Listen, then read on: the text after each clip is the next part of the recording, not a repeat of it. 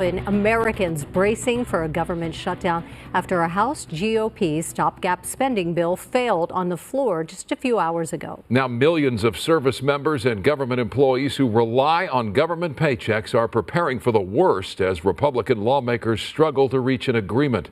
And the deadline for a deal is less than 24 hours away. Rick Chambers live in the News Center with more on the cause of the controversy tonight. Rick. Yeah, Mike, a shutdown at this point just looks inevitable.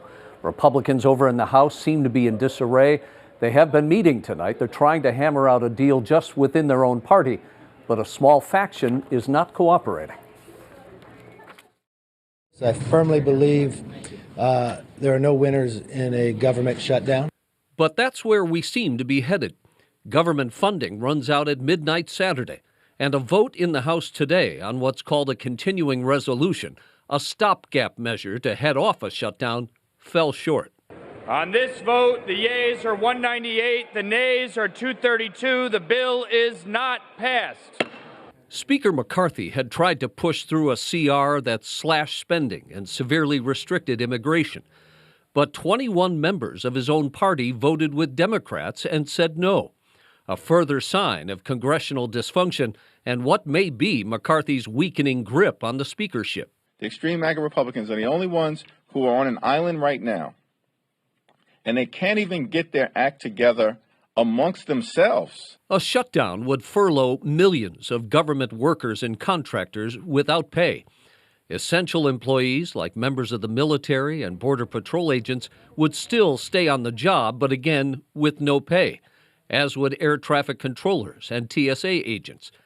Social Security payments would continue, but other programs like food subsidies would reduce benefits, while food prices could rise. Wall Street would likely take a hit, while dollars for farmers' crop insurance and home flood insurance would abruptly dry up. So, too, would money for Ukraine.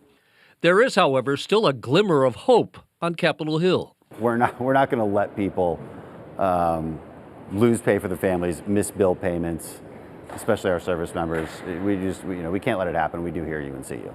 But time is running out, and Speaker McCarthy's job appears to be in peril. I pledged in taking this job to change Washington, to stand up for the American public. And that's exactly what we're doing. Tonight, though, millions of anxious Americans might disagree.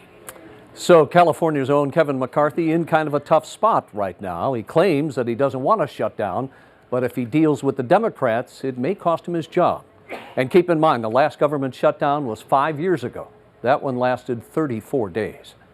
In the News Center, I'm Rick Chambers. Sandra, I'll toss it back to you. All right, Rick, Sure. Thank you for the update.